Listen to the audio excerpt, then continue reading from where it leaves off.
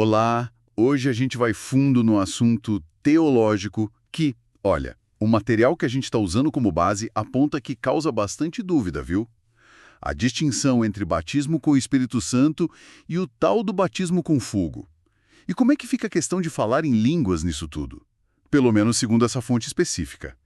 Então, vamos tentar desvendar isso um pouco melhor.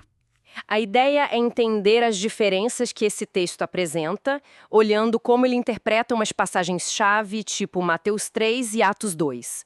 Por onde a gente começa essa análise? Olha, o ponto central que esse material explora vem direto do que João Batista falou, lá em Mateus 3, versículo 11, né?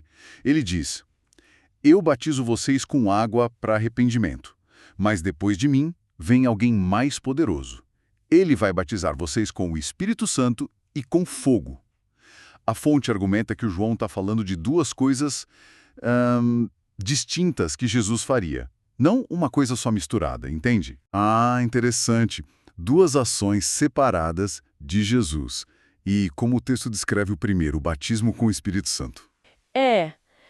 Nessa leitura, o batismo com o Espírito Santo está ligado diretamente ao Pentecostes, que a gente lê em Atos 2. Aquele evento, né, quando o Espírito desceu sobre os discípulos.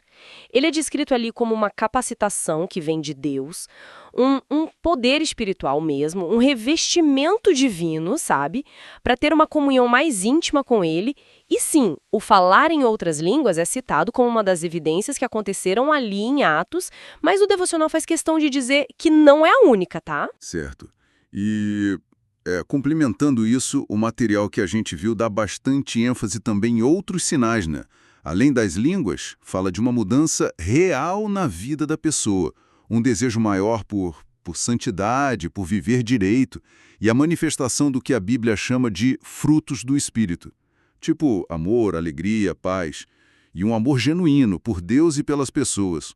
Parece que o foco é numa transformação mais integral, né? Exatamente. E aí, para entender o batismo com fogo, a análise vai para o versículo seguinte, Mateus 3,12. Ali, João Batista fala de Jesus separando o trigo da palha e queimando a palha com fogo que nunca se apaga. A interpretação que essa fonte traz é que esse fogo é símbolo de juízo, de purificação divina, sim, mas no sentido de separar o justo do ímpio. O texto é bem enfático, viu? Diz que esse batismo com fogo não é uma bênção para a gente buscar. É mais um ato de justiça de Deus, ou até de correção. E é aí que fica interessante, porque o material comenta que percebe uma tendência de misturar esses dois conceitos, né? O do espírito e o do fogo. Chega até a dar um alerta bem direto para não ficar buscando fogo como se fosse algo bom.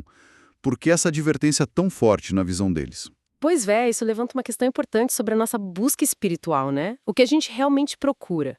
A mensagem central que esse devocional parece passar é: o foco tem que ser buscar o Espírito Santo, a presença dele, a graça, os dons que edificam, os frutos que mudam o nosso caráter. A ideia é se abrir para a purificação que Deus vê como necessária na nossa vida, claro, mas não ativamente desejar ou pedir o fogo que, nessa leitura, significa juízo divino. A busca é pela presença que transforma, não pelo julgamento em si. Resumindo o que a gente tira dessa análise específica dessa fonte. O devocional traça uma linha bem clara. Batismo com o Espírito Santo é capacitação, é presença de Deus para a vida cristã. Batismo com fogo é interpretado como juízo, purificação final, separação.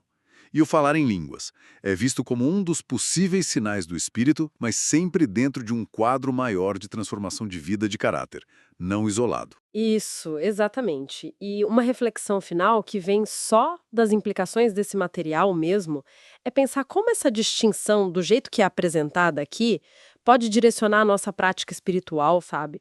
O texto defende muito um foco na busca por transformação genuína, que o Espírito opera e que se vê no caráter, na santidade, no amor. E não tanto numa busca talvez focada demais em fenômenos isolados ou experiências pontuais.